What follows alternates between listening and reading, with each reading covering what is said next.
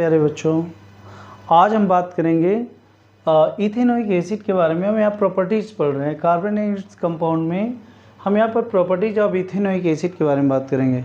आखिर ethanoic acid होता क्या है। सबसे पहली बात तो ये जानने वाली है कि इथेनोइक एसिड होता क्या है। तो इथेनोइक एसिड होता है, सबसे पहली बात तो आप ये जान लीजिए,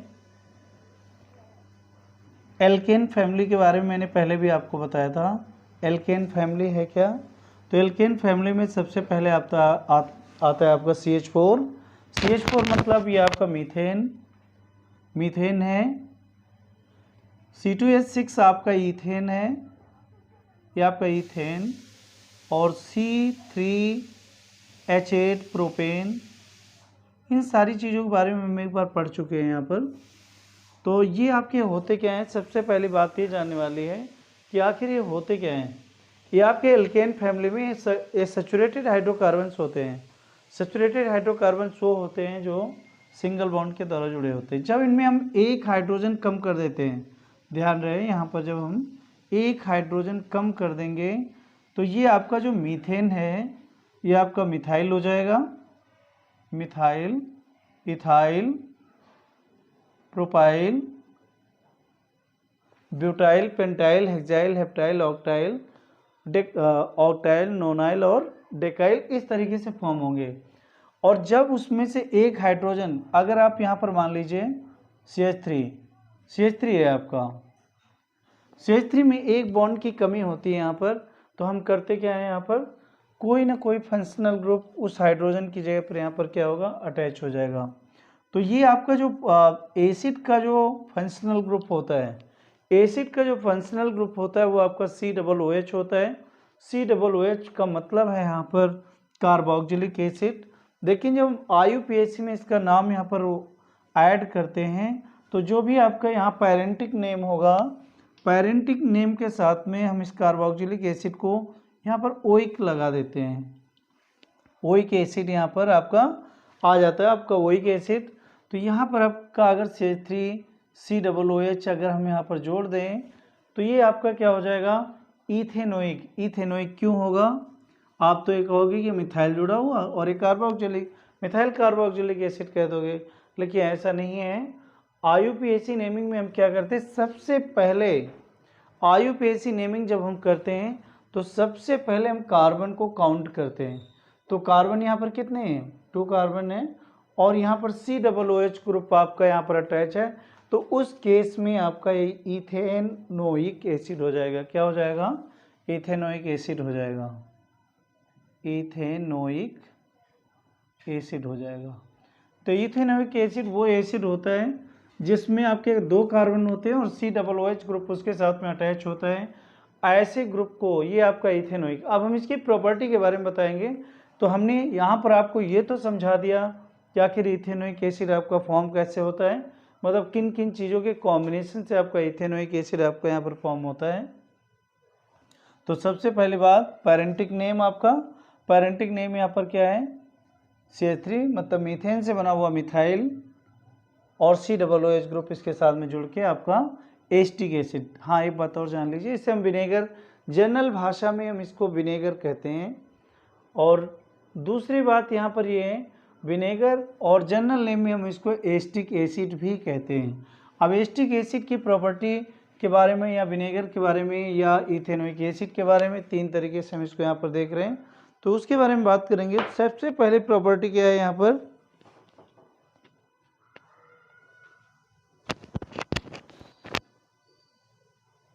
सबसे पहले reaction of ethanoic acid, reaction of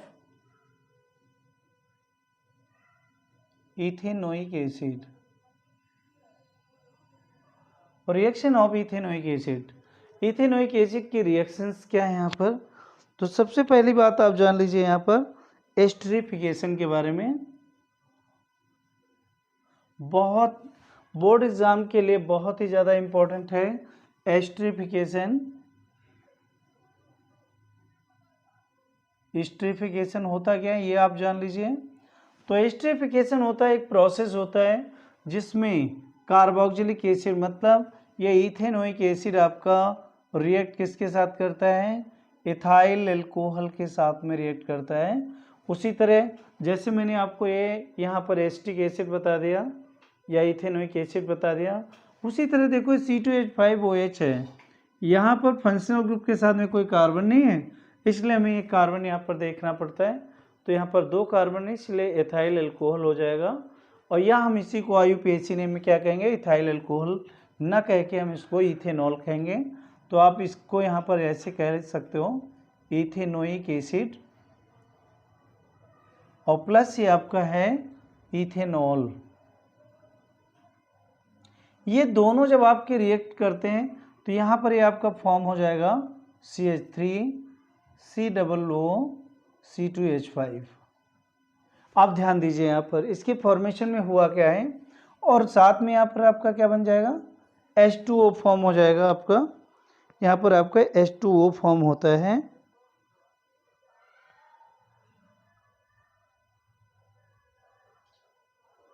और इसको हम यहाँ पर क्या कहेंगे, ये आपका एस्टर हो जाएगा, ये आपका यहाँ पर एस्टर हो जाएगा। COO ग्रुप यहाँ पर आपका क्या होता है, अटैच हो जाता है यहाँ पर COO CH3COO-C2H5। तो इसको हम कहेंगे क्या यहाँ पर, इथाइल एसीटेट भी कह सकते हैं, यहाँ पर इथाइल एसीटेट भी कह सकते हैं यहाँ पर इसको। इसी को हम एस्टर कहते हैं। क्या कहते हैं, एस्टर कहते हैं। ये आपका एस्टर होता है। एस्टर होता क्या है, एस्टर जितने भी स्मेलिंग चीज़ें होती, गुड स्मेलिंग चीज़ें जो होती हैं, वहाँ पर आपका एस्टर जो होता है वो आपका इस्तेमाल होता है। और फिर इसके बाद में ये आपका वाटर के जो मॉलिक्यूल यहाँ मतलब डिफिशियंसी कमी होती है, वो आपके यहाँ पर आकर ये अटैच हो जाते हैं। इस तरीके से आपका एस्टर फॉर्म होता है।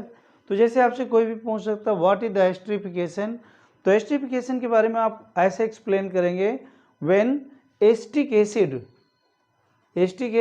या ethanoic acid react with ethanol, ethanol के प्रेजेंट में रिएक्ट करता है, in presence of acid it is form ester.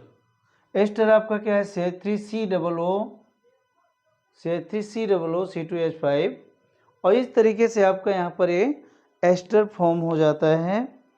तो ध्यान रहे कि एस्टर आपका कैसे यहाँ पर फॉर्म होता है। तो दिस प्रोसेस या this reaction is known as esterification. इसी रिएक्शन को हम क्या कहते हैं, एस्टरिफिकेशन कहते हैं। आगे हम इसके बारे में आगे बात करेंगे नेक्स्ट रिएक्शन के बारे में, जैसे कि आपने एस्टरिफिकेशन के बारे में जान लिया होगा यहाँ पर। और आगे इथेनोइक रिएक्शंस और भी हैं, इथेनोइक की दूसरी रिएक्शंस हैं।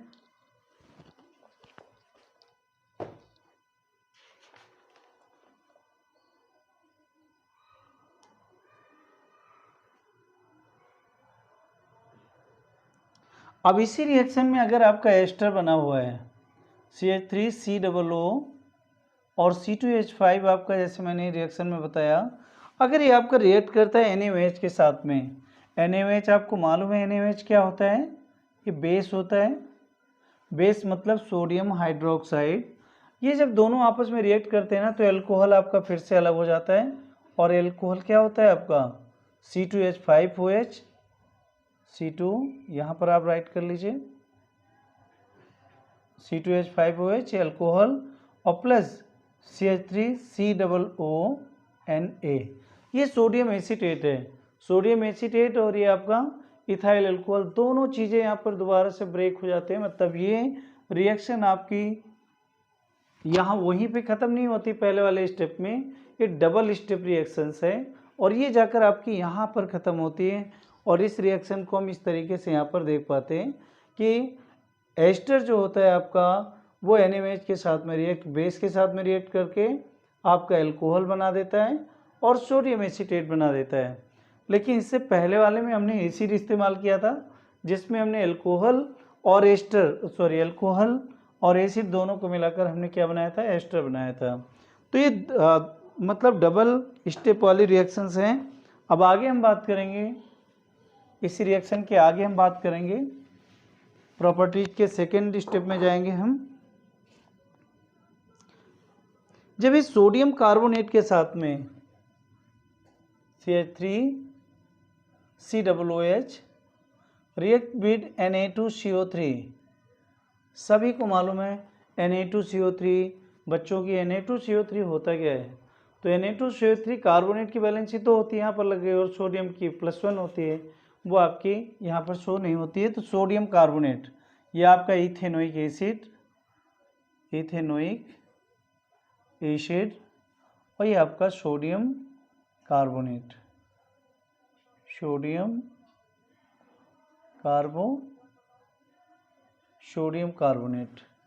और ये दोनों आपस में रिएक्ट करके यहाँ पर क्या फॉर्म करेंगे?